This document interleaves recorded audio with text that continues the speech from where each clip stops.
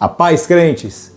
Meus irmãos, vocês já sabem que o Papa faleceu, está sendo enterrado hoje e em breve um novo Papa será escolhido. No vídeo de hoje você vai acompanhar Daniel Mastral, enquanto ainda era vivo, falando sobre o oitavo rei. E também Rodrigo Silva comentando sobre o mesmo assunto diante das profecias de São Malaquias. Será que esse novo Papa é o Papa do fim do mundo?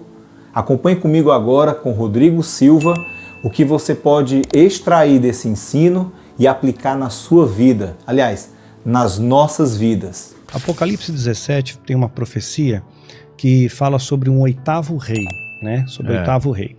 Então, todo mundo conjectura quem é o oitavo rei e tal, né? E esse oitavo rei tem uma pista, diz que a mulher, ela está sentada, está deitada sobre 7 montes, né? 7 montes. Então, a Roma está sitiada por 7 montes. A mulher, a igreja, no caso aqui, a igreja corrompida. Seria a a igreja, meretriz. A meretriz, né? Aí o que acontece? O oitavo rei. Quando ele morrer, vem o oitavo. Curiosamente, o oitavo vai ser o Papa de número 257, se não me falha a memória. Tudo isso? 257 papas. Número 257. A soma dos dígitos, formando uma única casa decimal, vai ficar 6. Ele é um dos 6, 666, uma trindade satânica. A besta, o falso profeta, o anticristo. Então ele vai ser o falso profeta que vai dar apoio ao anticristo. Não esse que está agora, Não, o próximo, o que vai vir. Ele vai dar apoio ao anticristo para trazer tudo o que ele falar como verdade. É importante ter o apoio da igreja. Hoje nós vamos falar sobre a profecia do último Papa. Será que agora vai vir o último Papa?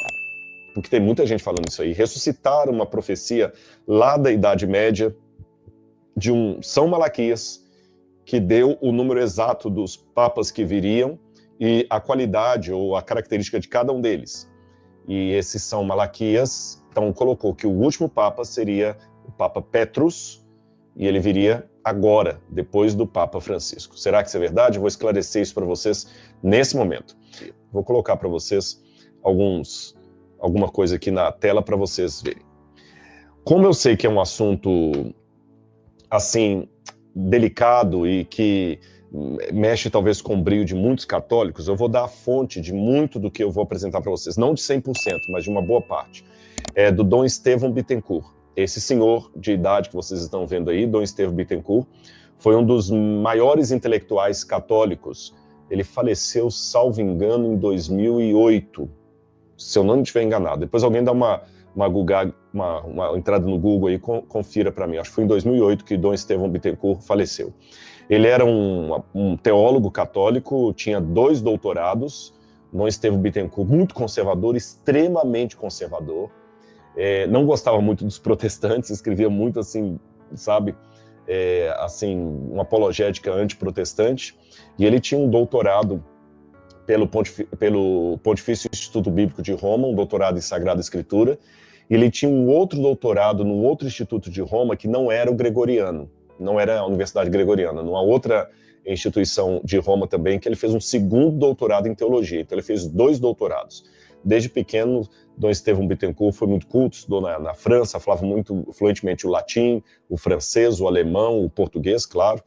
E ele também fez estudos de arqueologia na École Biblique de Jerusalém, dos padres dominicanos, e é um homem que escreveu de maneira profícua sobre teologia, e muitos católicos faziam perguntas para ele sobre questões da igreja, dúvidas teológicas. Ele respondia nas revistas acadêmicas aí, e também nas revistas populares da Igreja Católica. E o Dom Estevão Bittencourt foi questionado, em 2005 ele publicou uma nota sobre a profecia dos 12 papas. Então naquela época ele já falou dessa profecia. Então uma parte do que eu vou dizer aqui, o próprio Dom Estevão Bittencourt apresenta. E então, para ser muito honesto com vocês, a Igreja Católica não tem hoje uma posição oficial contra ou a favor da profecia de São Malaquias. Isso eu tenho que deixar claro para você. Não há uma posição do Vaticano que concorda com essa profecia ou a desmente. O que há na igreja são alguns pensadores católicos que acreditam piamente nessa profecia e acham que ela é verdadeira. Há outros que acham que ela não é verdadeira, tá certo? Eu vou apresentar aqui argumentos de um lado e de outro. O Dom Estevão Bittencourt achava que ela não era verdadeira, e alguns que falam assim, olha, não sabemos dizer nenhuma coisa nem outra, vamos ficar neutros, tá bom? Eu vou apresentar minha posição aqui, que é mais coerente não, essa palavra que eu queria usar, ela é mais próxima da posição de Dom Estevão Bittencourt, e vez ou outra eu vou dar também a contra-argumentação do outro lado lá. Então vamos lá. Primeiro, quem foi o São Malaquias? São Malaquias não tem nada a ver com o profeta Malaquias da Bíblia Sagrada. Ele nasceu em 1094 na Irlanda, e ainda na adolescência ele já foi abade de Armagh, na Irlanda, ou seja, ele já era abade na adolescência, então ele sagrou padre muito novo. E as visões místicas dele começaram em 1139, e na sua primeira viagem que ele fez a Roma. E ele foi canonizado em 1199 pelo Papa Clemente III, e ele habitualmente atribuída a autoria dessa profecia dos papas. Ele era muito amigo de Bernardo de Claraval. Só para vocês entenderem isso aqui, por que eu coloquei esse detalhe? Porque para começo de conversa é bom você entender que o São Malaquias da Igreja Católica não tem nada a ver com o profeta Malaquias que escreveu o último livro do Antigo Testamento. Segundo, ele não é uma figura lendária. O Malaquias, ou São Malaquias, existiu, ele era da Irlanda, se tornou um bispo da Irlanda, a igreja o canonizou santo, então não é igual ao São Cipriano, que alguns falam do livro de São Cipriano aí, ou mesmo alguns santos controversos como São Jorge Guerreiro, que a igreja não oficializa como santo. O São Malaquias, ele está lá na lista de santos oficiais da Igreja Católica, e até os ossos dele podem ser visitados na Europa. Eu vou mostrar para vocês aqui, por exemplo, lá na igreja de Clara Vallis, como diz o nome lá da abadia dele, em latim, Clara Vallis, nós falamos Claraval em português, ou Clairvaux em francês, lá na abadia de Clairvaux, tem um fragmento dos ossos de São Malaquias, está lá na igreja. A cabeça dele está numa outra igreja, o braço dele está numa outra igreja. Os ossos dele foram desmembrados e levados para igrejas diferentes para servirem de relíquia. E ele era muito amigo de Bernardo de Claraval, ou Bernard de Clairvaux, que é um teólogo muito famoso da história da igreja. Então, já coloquei algumas coisas para vocês aqui. Ele existiu, ele é um santo da igreja, a igreja não tem uma posição oficial sobre os escritos dele, sobre essa profecia dele, tá bom? E o que a gente pode dizer a respeito disso? Então vamos lá.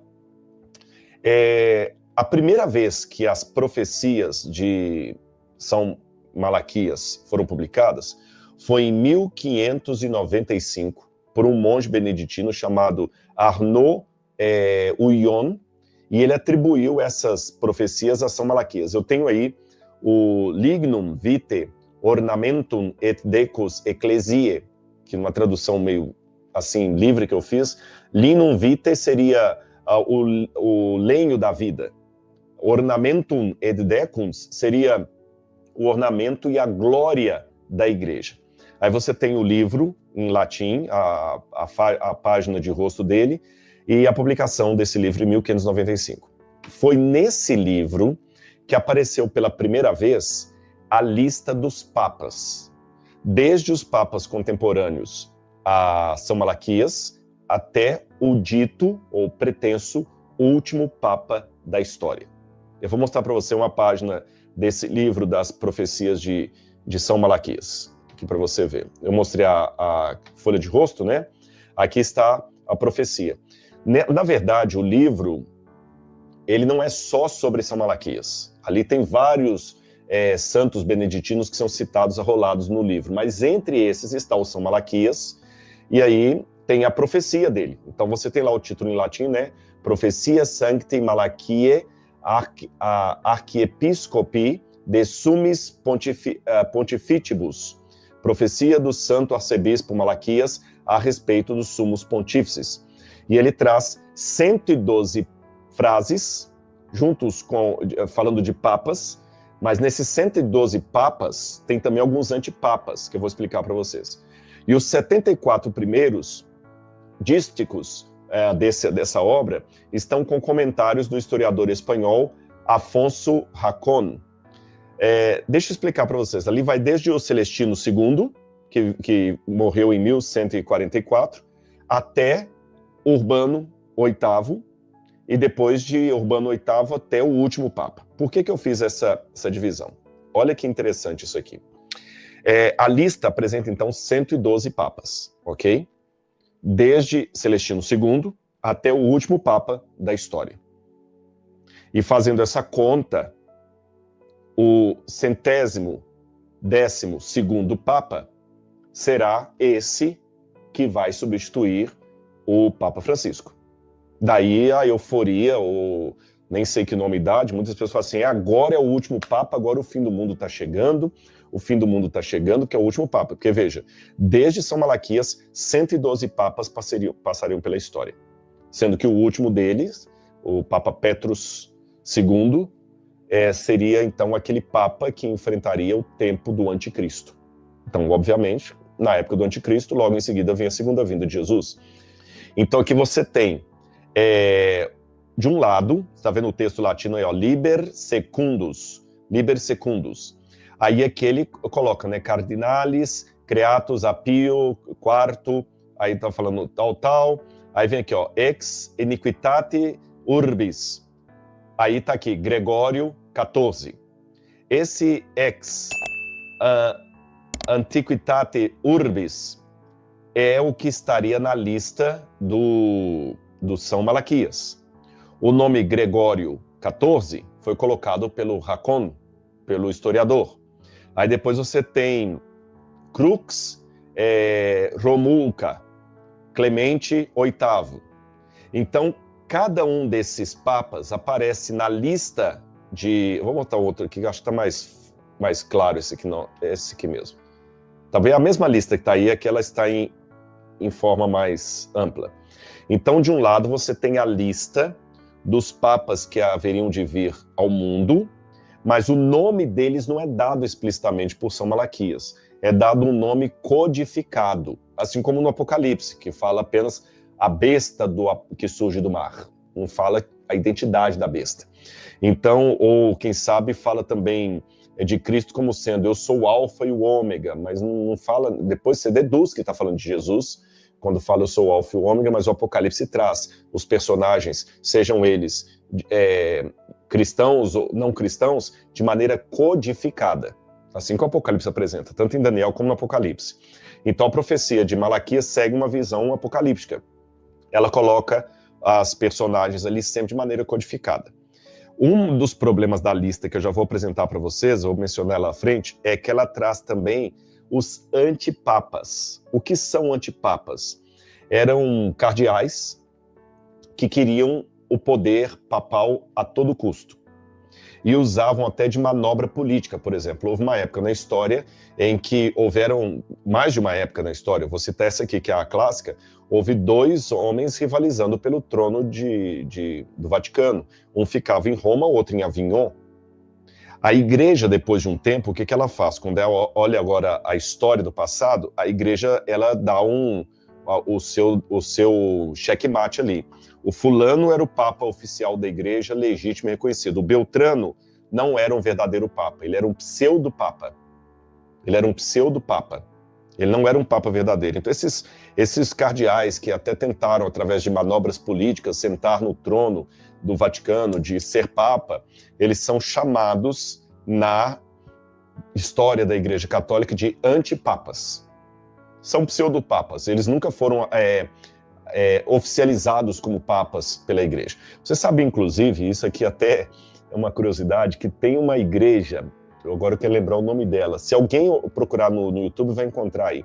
Ela só tem uns 2 ou 3 mil membros ao redor do mundo. Ela fica hoje na Espanha, daqui a pouco eu vou lembrar o nome dela, e ela tem uma catedral enorme lá, é uma igreja católica, mas ela tem um outro nome, e ela tem o papa dela. E, curiosamente, ela já teve 3 papas. E esse papa que está agora, se eu não me engano, é o Petrus III. E ele coloca a mitra papal, a roupa, parece que você está dentro de uma igreja católica. Quando você olha lá, eu vou tentar lembrar, se alguém achar o nome dessa igreja aí, pode colocar para mim, por favor, e se eu conseguir achar aqui, ou a Laura achar lá dentro, ela me mostra. É uma igreja na Espanha, ela é cismada com a Igreja Católica, ela rompeu com a Igreja Católica, mas ela mantém todos os... A Igreja Católica Carismática, não é a Igreja Católica Carismática, o Endel Romano, não, a Igreja Católica Carismática é reconhecida pelo Vaticano. Palmariana, aqui ó, canal 7, obrigado canal 7, me respondeu aqui ó. Essa aqui ó, obrigado canal 7 aí, canal Camisa 7.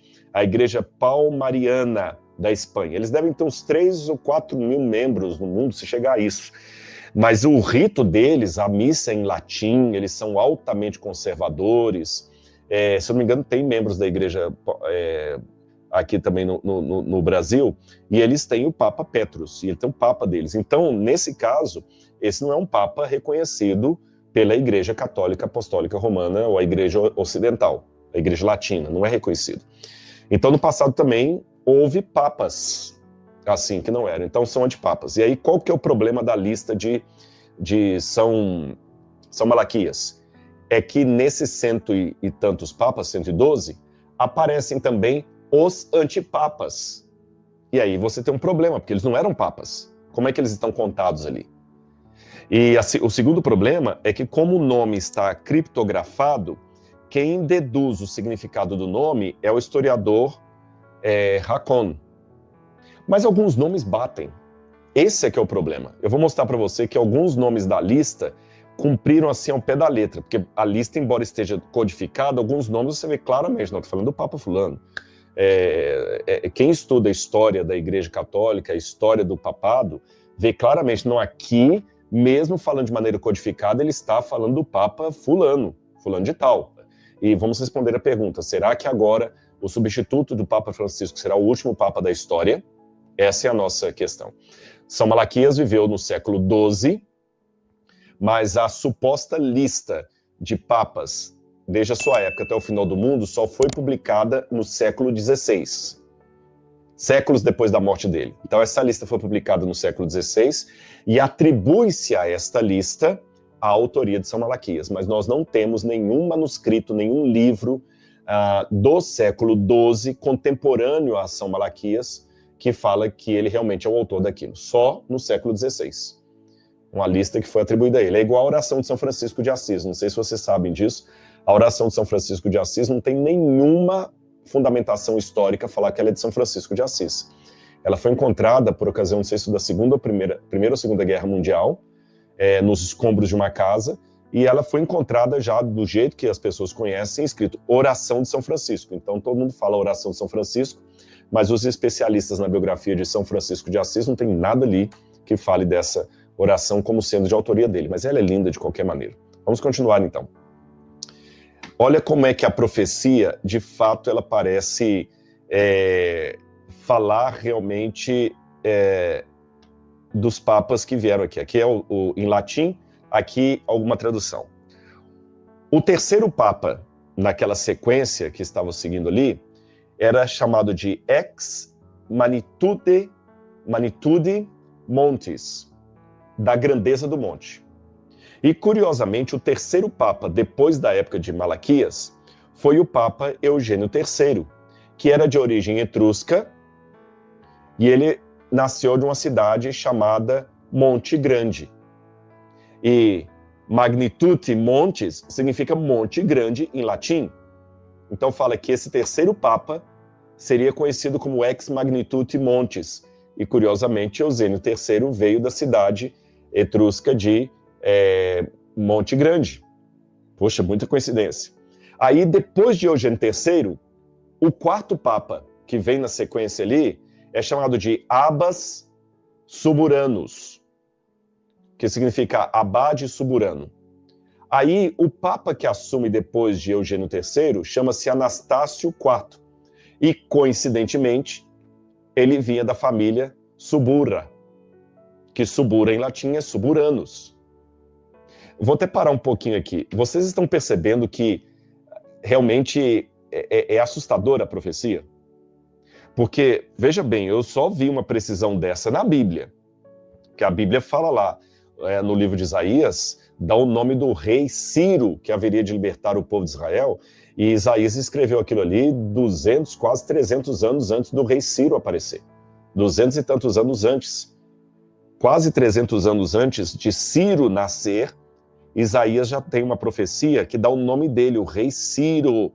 Não tem por onde escapar.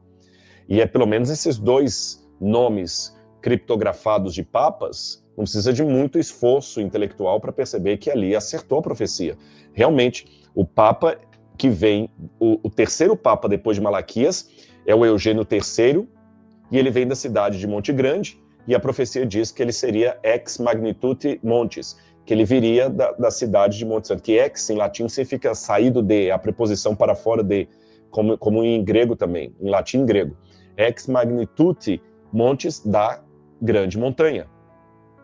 O Abbas Suburanus, que seria o quarto papa, de fato, o próximo papa, Anastácio IV, veio da família Suburra. O quinto papa está codificado ali como de Ruri Albo, que significaria do Campo Branco. Aí vem o papa Adriano IV, que nasceu pobre na cidade de São Albano. E São Albano significa branco, vem de albo.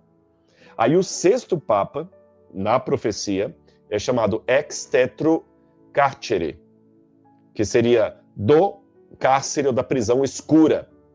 Aí qual que é o papa? É o Victor IV, que foi cardeal de São Nicolau no cárcere de Túlio. Aí vem o sétimo papa. Ele é transcrito pela expressão codificada via transbiteriana, via além do rio Tibre. E é interessante que esse papa foi Calixto III, e que também se chamava Gui de Gremo, cardeal de Santa Maria além do Tibre. Quando o Calixto III assumiu como papa, ele tinha sido antes cardeal de Santa Maria além do Tibre. Vocês perceberam, vocês estão impressionados com essa coincidência? Porque eu confesso que quando eu fui ler ali o texto, porque na internet hoje você consegue esses textos hoje em facsímile muito fácil. Quando eu fui ler ali, eu até tirei algumas fotos e mostrei para vocês aqui, né? Quando eu fui lendo ali, gente, mas bate direitinho. E aí você tem o comentário porque eu tenho um livro aqui em casa dos papas, a história dos papas, ele tá lá em cima, senão eu ia mostrar para vocês.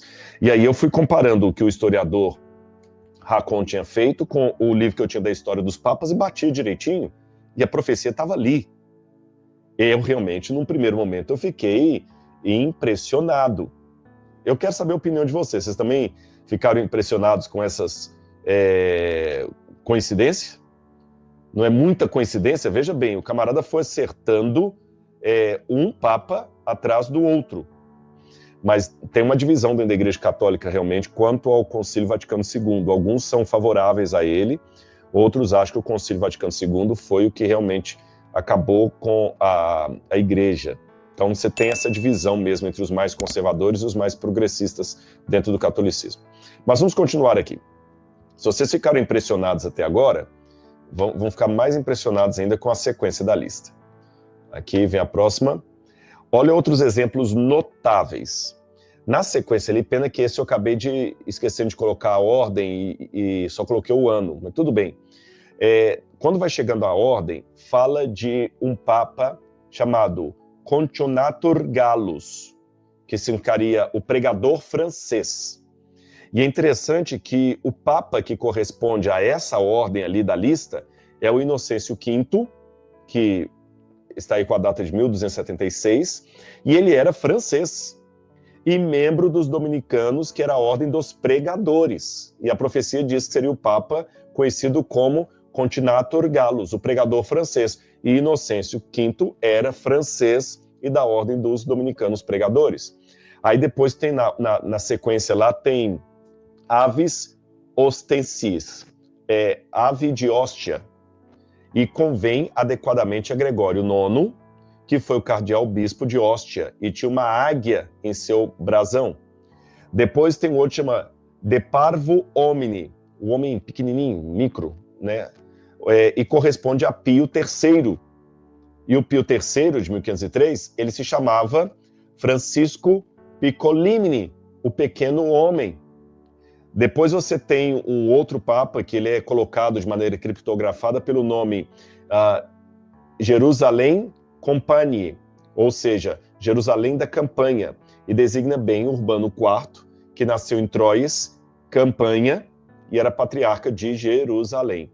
Aí depois você também tem Pio IX, que é codificado pelo nome Crux de Cruce, Cruz de Cruz, e é interessante que o Pio IX, ele foi perseguido por inimigos que tinham como seu brasão duas cruzes, uma sobre a outra. Então, assim, as coincidências são realmente impressionantes. O que a gente pode falar de tudo isso? Agora, eu quero mostrar para vocês uma coisa curiosa. Quando você chega no 111º Papa em diante, aí você vai caindo um pouco os significados, tá bom? Eles já vão ficando um pouco mais generalizados. O Crux de Cruce, tudo bem, que eu falei que o Pio IX foi perseguido por um grupo que realmente tinha duas cruzes ali. Mas depois você tem o próximo Papa na lista, o Papa 102, seria o Leão XIII. Aí ele é chamado de Lumen in Cielo. Lumen in Cielo, luz no céu. Aí já não é tão específico. Lumen in Cielo, luz no céu, pode classificar qualquer Papa, ou qualquer homem que seja um líder religioso. Depois o Papa 113 é chamado de Ignis Ardens, fogo ardente. Aí vem para Pio X. Aí é difícil achar em Pio X alguma coisa que tenha a ver com o nome Ignis Arden. Depois, 104, Religio Depopulata, ou seja, religião devastada. Aí eles pensam que é o Bento XV, não confunda com o Bento XVI, que foi o Papa da época da Primeira Guerra Mundial. Então eles falam, olha, Religio Depopulata significa que a igreja ficou devastada com a guerra.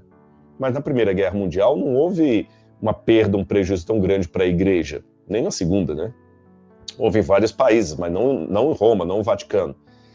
Depois o Papa 105, ou 105º, é chamado pela expressão Fides Intrépida, fé intrépida, fé audaciosa. É o Pio XI. Bom, não diz muita coisa. Depois o 106, Pastor Angélicos, que seria o Pio XII. Também não diz muita coisa sobre ele. Por que eu digo que não diz muita coisa? Alguém pode falar, algum católico? Não, mas o Pio XII realmente foi um grande pastor do povo, ele escreveu as encíclicas sociais e tudo, sim, mas pastor angélico pode valer para qualquer papa. Aí o 107, Pastor et Nauta, pastor e navegante, João 23. Aliás, o Pio XII, o João 23 tem as encíclicas sociais de João 23, confundir com o Pio XII. O João 23 não tem nada no pontificado dele que você possa chamar de pastor navegante. Não vejo nada. Aliás, o título seria mais apropriado para João Paulo II, que esse sim, rodou o mundo. Foi o Papa que saiu da clausura do Vaticano, que até então o Papa ficava sempre no Vaticano, sempre preso ali, dificilmente saía. Foram poucos os papas. O Pio VI foi para Israel, mas assim, normalmente o Papa ficava dentro do Vaticano, poucas vezes ele saía.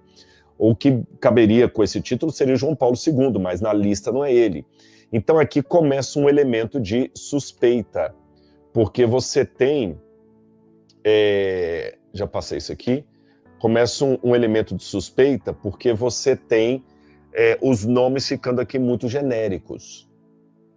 Sabe aquele pregador que chega no púlpito e fala o seguinte, o Espírito Santo está me mostrando que alguém nessa noite está com uma dor muito grande no lado esquerdo do peito? Puxa, quase todo mundo tem uma dor no peito.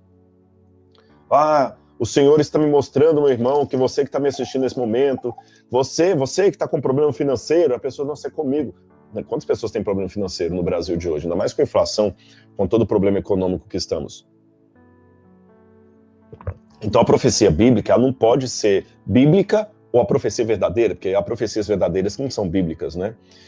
A profecia, ela não pode ser uma coisa assim, a esmo. Tem que ser uma coisa acertada.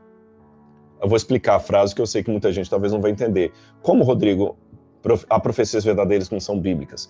Se você segue uma linha cessacionista, que você crê que os dons do Espírito cessaram no Pentecostes ali com os apóstolos, então realmente não tem mais profecia depois da Bíblia.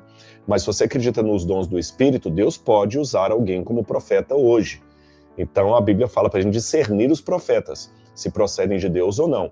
E há profecias que são verdadeiras e não estão na Bíblia Sagrada, não é isso? E há profecias falsas. A profecia bíblica ela tem que ser acertada, não pode ser um negócio baseado no chute. Aí aqui eu tenho um problema com as profecias de São Malaquias.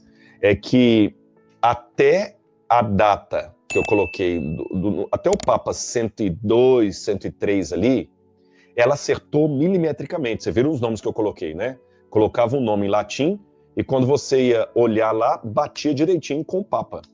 Até ali foi muito preciso, realmente impressionante. Mas a partir do Papa 103 em diante, aí os nomes começaram a ficar mais genéricos, não dizer nada com nada. E aí que vem a suspeita de alguns. Qual suspeita? Que, na verdade, esse livro atribuído a São Malaquias foi forjado. E como ele foi forjado no século XVI, aconteceu o fenômeno que os historiadores chamam de profecia ex evento, vaticínio ex evento. O que é um vaticínio ex evento em latim? Uma profecia feita depois do cumprimento. É como se eu agora, pretendendo ser profeta, entre aspas, mas sendo falso profeta, eu dissesse para vocês assim, olha, eu vou contar para vocês o que vai acontecer. Donald Trump será um presidente dos Estados Unidos. Mas ele perderá a reeleição e voltará depois do próximo presidente. Aí você fala, tá, mas isso aí todo mundo já sabe, Rodrigo, aconteceu. Só que você pega essas minhas palavras, que eu falei aqui agora, e leva artificialmente para o ano de 2001. Aí alguém fala, olha, no ano 2001, Rodrigo profetizou que Donald Trump seria presidente dos Estados Unidos, que ele perderia a eleição e voltaria depois do mandato do seu oponente. E cumpriu direitinho, nós estamos vindo agora cumprido.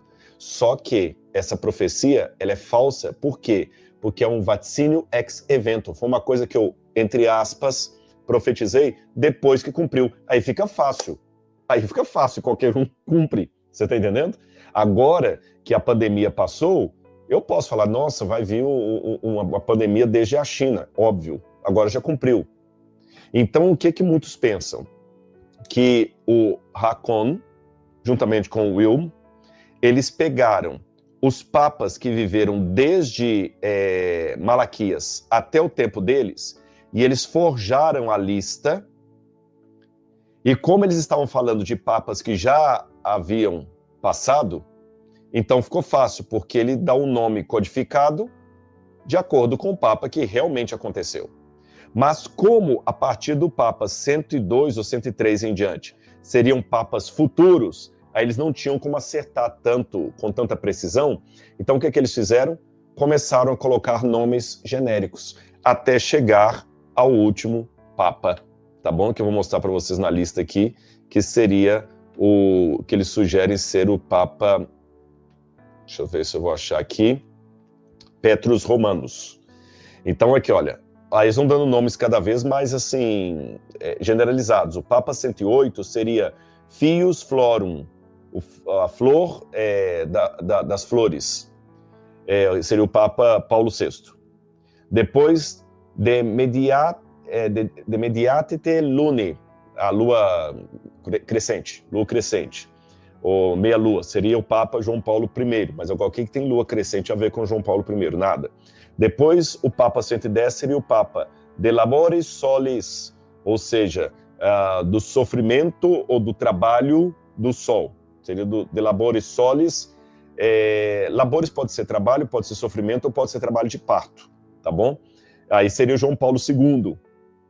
Aí alguns falam, não, mas é porque ele teve um atentado lá na Praça de São Pedro, então significa isso, mas não encaixa tanto. Há uma discrepância muito grande entre o primeiro Papa depois de Malaquias até o Papa 102, e dali por diante fica muito genérico. Aí o Papa 111 que pela conta deveria ser o que viria depois de João Paulo II, seria o Papa intitulado Glória Olive, ou a Glória da Oliveira, que seria o Bento XVI, o Papa Ratzinger. Aí depois viria o Papa Francisco, que teria o nome de In Persecutione Extrema. Aí você tem a sigla, que significa da Santa Igreja Romana, Sancta Romana Ecclesia. Aí seria o Papa Francisco. Mas veja bem, In Persecutione Extrema, até onde eu saiba, não teve nenhuma perseguição extrema contra a Igreja Católica na época do Papa Francisco. E antes que alguém fale assim, não, mas a igreja às vezes é atacada por A, por B, não. Todas as religiões são sempre atacadas, sempre. Tem apologetas que vão falar mal sempre, e outros que vão defender sempre. Então eu não estou vendo na história do Papa Francisco nada que se encaixe como uma persecuzione extrema na igreja, não está. Aí depois desse Papa é que vem o último da lista, que é o Petrus Romanus, ou Petrus II Romanus. E aí ele tem toda a expressão latina aqui, que fala que esse Papa, ele vai apacentar muitas ovelhas em meio a muitas tribulações. Ele vai apacentar as ovelhas em meio a muitas tribulações. E desculpa que tem uma coisa aqui bem em cima aqui, ó. Vai apacentar as ovelhas em meio a muitas tribulações, e passadas estas, será destruída a cidade das 7 colinas, que é Roma, tá? E o tremendo juiz julgará o seu povo. Fim. Então é por isso que eles pensam, com base nesse detalhe, que aqui seria o Papa Francisco, e depois dele viria o último Papa, que seria Petrus Romanus. Bom, como eu falei com vocês, tem muitas suspeitas sobre essa profecia, porque fica muito genérico. Uma outra questão, para você não pensar que sou eu que estou duvidando de um documento da Igreja Católica, em 1689, pouco mais de um século depois da publicação da lista, um padre chamado Ménestrier, no seu livro Réfutation de la prophétie faussement attribuée à Saint Malachie, sur l'élection des papes. Ou seja, o livro chama Refutação das Profecias Falsamente Atribuídas a São Malaquias sobre a eleição dos papas. O livro está em francês, mas eu só achei uma cópia da página de uma tradução dele em alemão, por isso que aqui está diferente. É o mesmo livro, só que em alemão. Então, em 1689, já foi publicado um livro dizendo que essa lista de São Malaquias era falsa, que ela não era de autoria de São Malaquias, dentro da Igreja Católica, e o livro tem imprimatur e tudo, tá bom?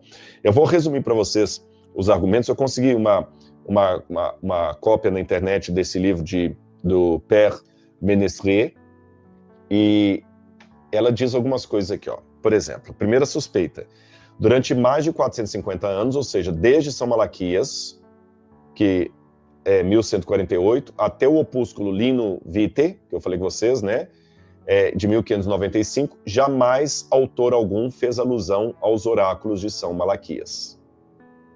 Então, quer dizer, a primeira suspeita do livro é esse silêncio, desde São Malaquias até a publicação da lista. Como é que nenhum autor da igreja fala a respeito disso?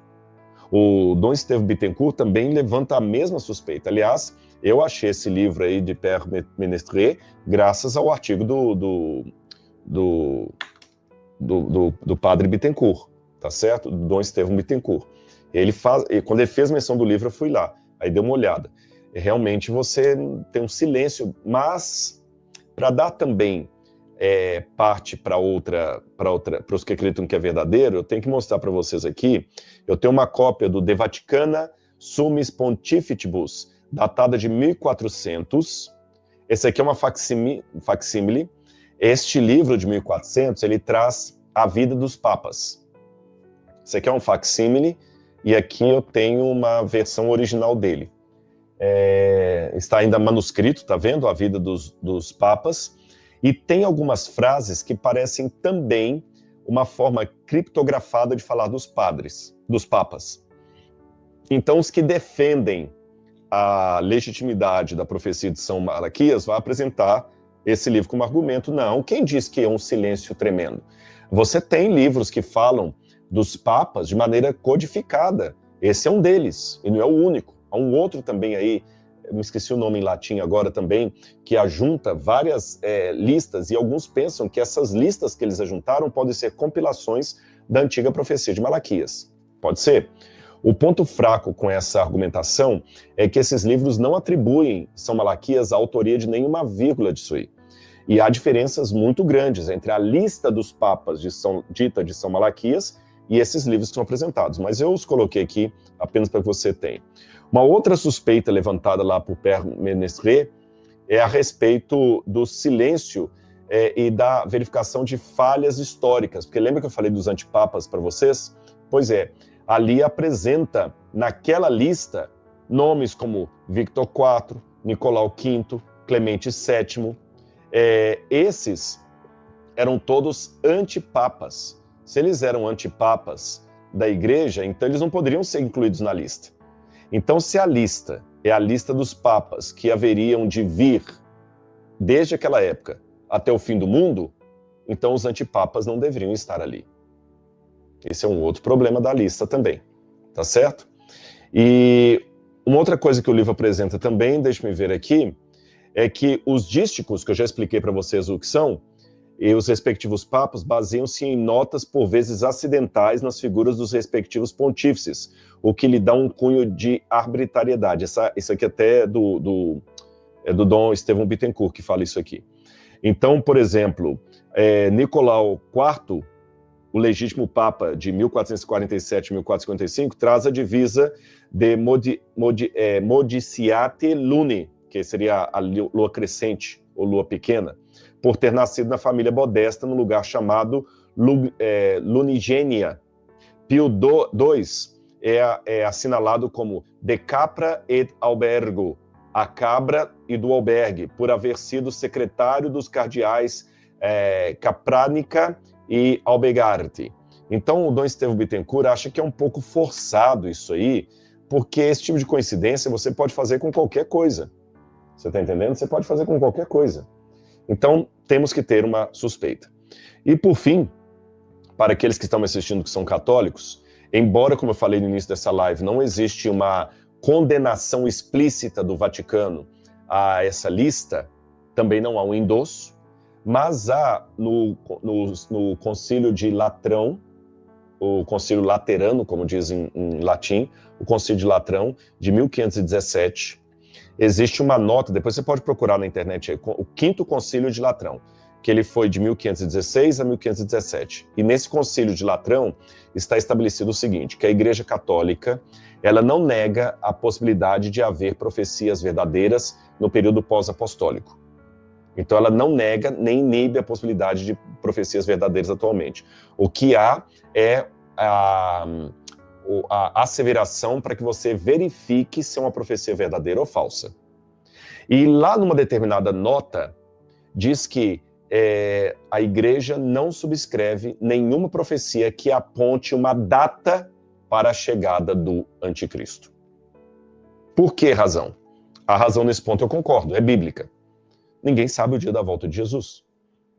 Jesus fala, não vos compete, eu vou ler para vocês aqui, olha, quando Jesus estava sendo assunto ao céu, no livro de Atos dos Apóstolos, capítulo 1, versículo 6 diz assim, então os discípulos que estavam reunidos com Jesus lhe perguntaram, será este o tempo em que o Senhor irá restaurar o reino a Israel?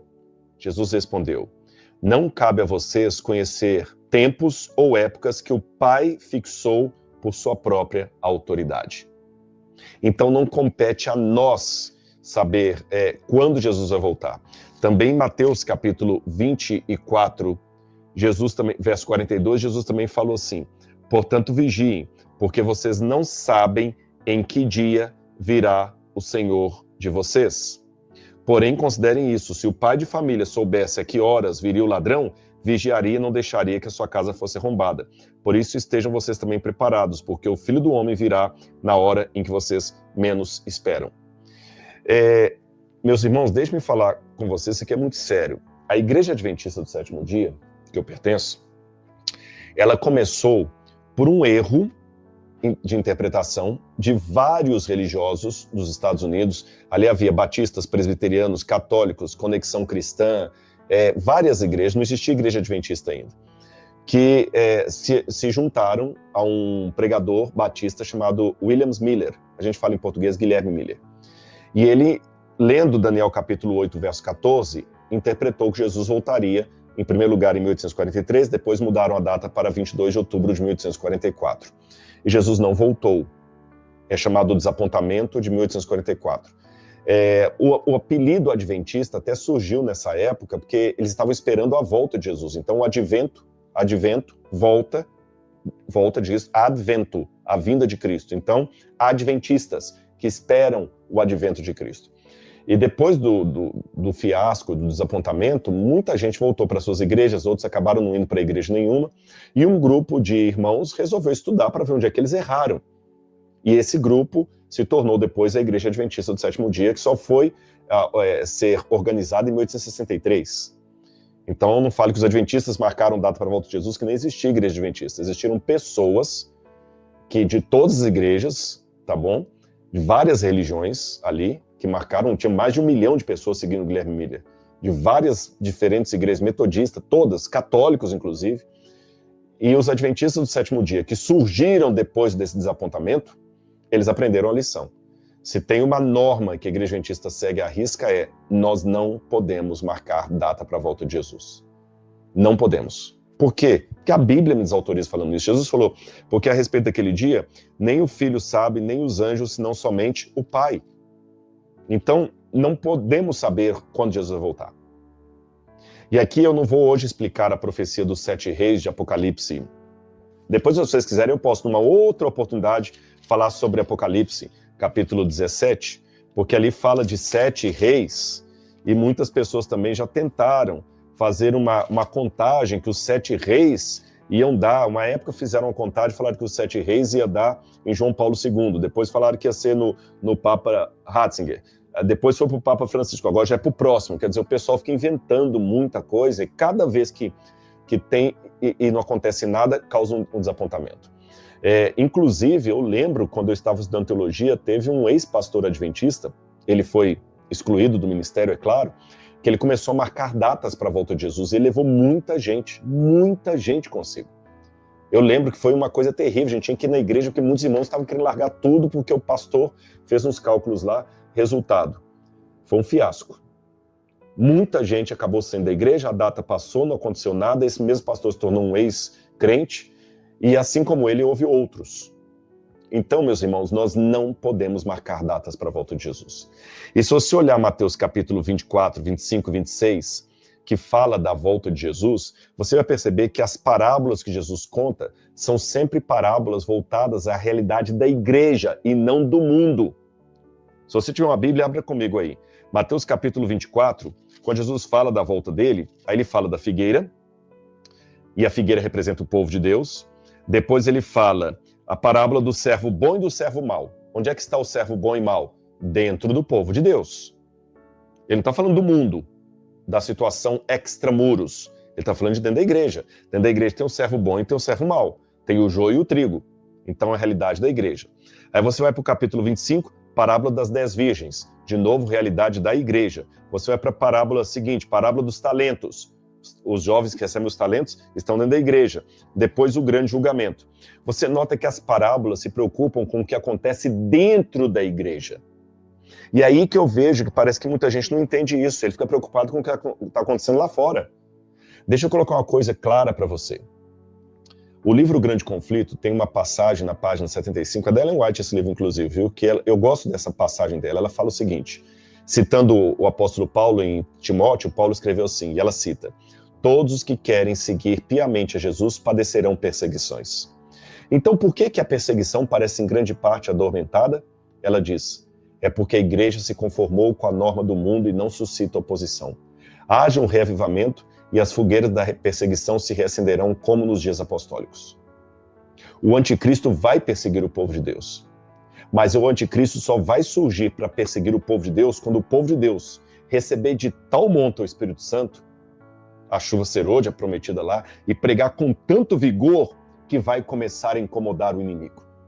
Mas enquanto nós estivermos acomodados na nossa liturgia, na nossa briguinha internética por CNPJ, o meu CNPJ é melhor do que o seu, esse é um ridículo, não sabe nada, tanto de um lado como do outro, nós não vamos a lugar nenhum. Quando nós não tivermos apenas a aparência de piedade, mas negando a fé, não vai acontecer nada. Não vai ter um movimento do anticristo para nos atacar. Então não adianta, toda hora que surge um presidente dos Estados Unidos, esse é o último. Toda hora que surge um papa, esse é o último. Toda hora que surge o que nós temos que fazer é o seguinte, é vigiar, orar, analisar sim os sinais dos tempos. Não estou falando que você não é para analisar os sinais dos tempos. Eu faço isso, tem vários vídeos meus fazendo isso. Então eu mesmo faço isso.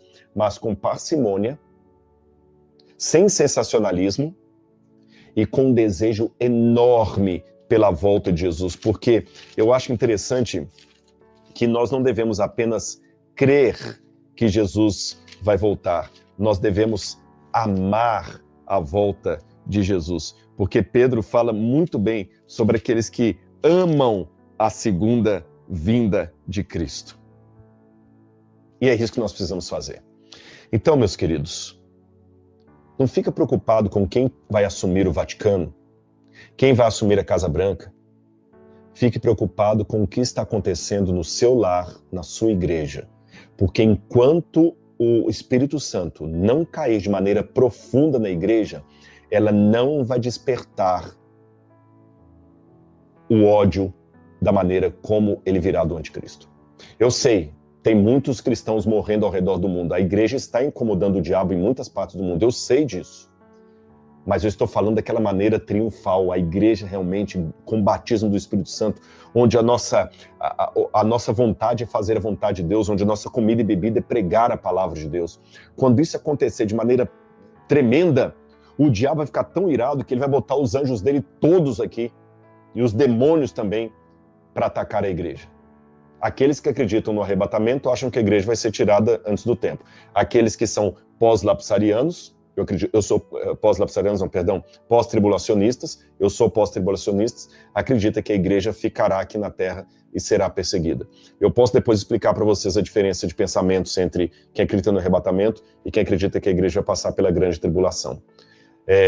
Mas eu quero, em Cristo Jesus, ter o batismo com o Espírito Santo. Eu quero amar a volta dele.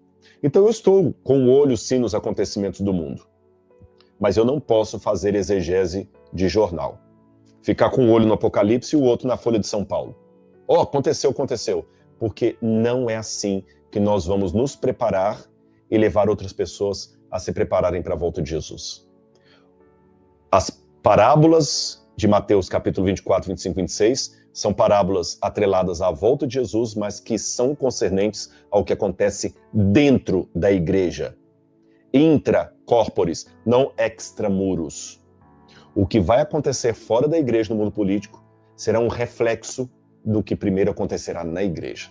Então, enquanto a igreja não se reavivar, não vai acontecer nenhuma perseguição em massa, nenhuma comoção. Agora, se você pensa, talvez, Rodrigo, então Jesus não vai voltar nunca, nunca desse jeito, porque se for assim, então a igreja está cada vez mais morna. Não. Deus não precisa de maioria. Deus precisa de um remanescente fiel.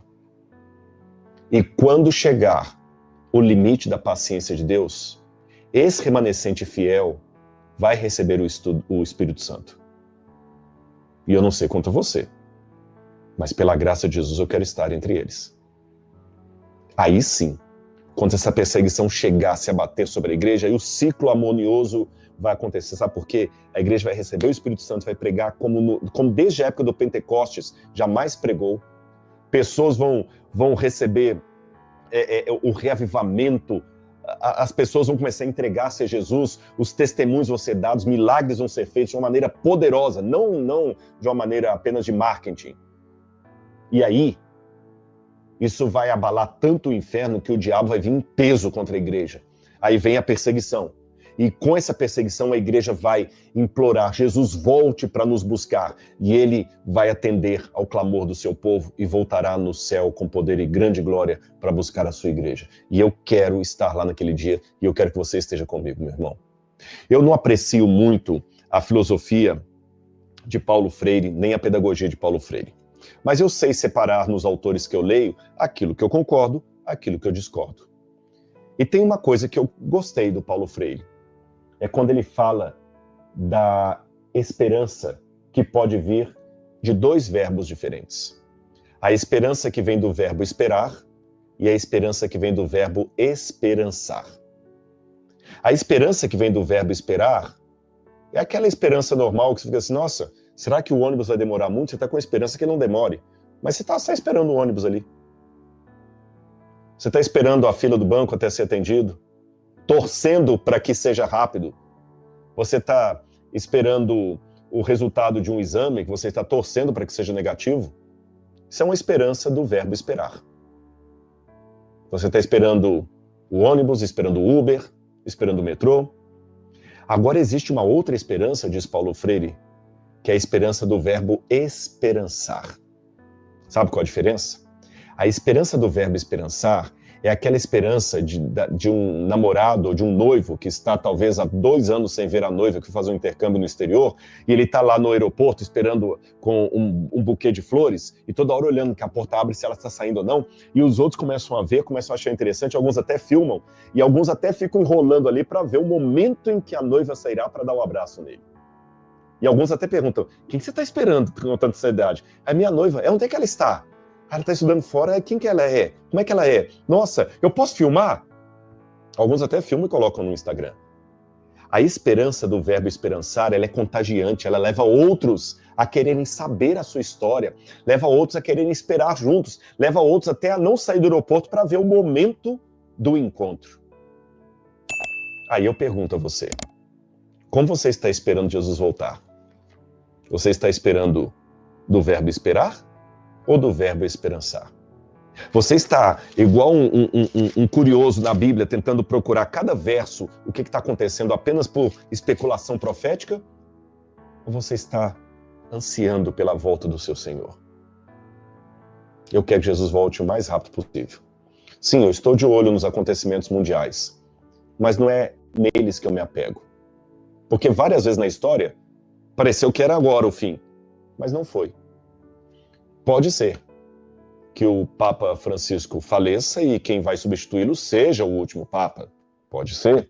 E o anticristo venha. Pode ser que demore ainda mais uns 4, 5 papas. Na verdade, o anticristo já está atuando na Terra por muito tempo, só que agora ele está meio oculto. Mas quando ele vier com força, ele vai fazer um grande estrago.